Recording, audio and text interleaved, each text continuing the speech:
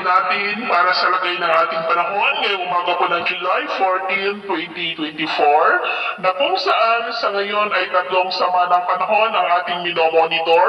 Una na po dyan ang sama ng panahon na nasa may South China Sea na ngayon na po ay ganap na mahinang bagyo. Ayon po yan sa datos ng Japan Meteorological Agency.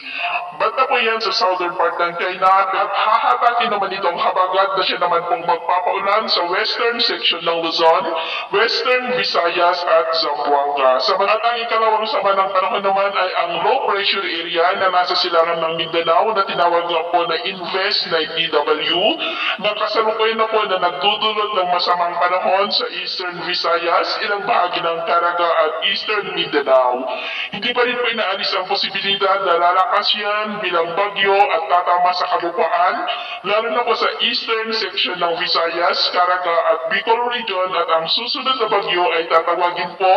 sa local name na Bagyong Bochoy. At ang ikatlong sama ng panahon nating minomonitor ay ang bagong shallow LPA mula po sa kaulapan na nandito at posibleng lalakas rin yan sa mga susunod na araw at may posibilidad rin na hihigupin nito ang sirkulasyon ni 90W at maging bagyo na sasabayan pa ng pagkabuo ng panibagong potensyal na bagyo ulit. Diyan po sa may South China Sea na hahatak at magpapalakas muli ng habagat na siya pong magdudulot ng mas maulan na panahon lalo na po sa western section ng ating bansa at nagsisimula na po ngayon na lumakas hanggang sa matapos ang buwan na ito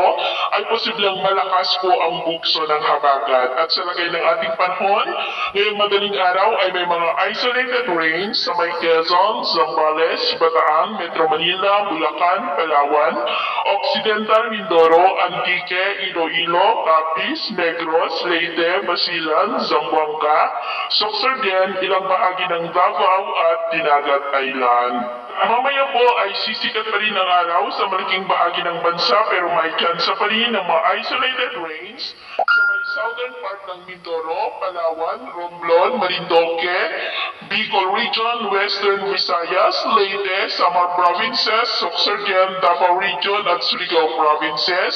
At mamayang hapon, mas maraming lugar na po dito sa ating bansa ang makakaranas ng molak na kalangitan with isolated light to heavy rains.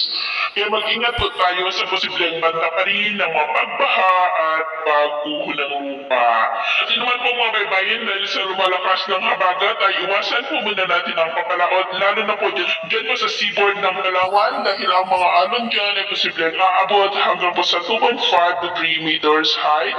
Kaya iwasan po muna natin ang papalaot dyan po sa mga may kulay pula para mas makaiwas sa mga sakunang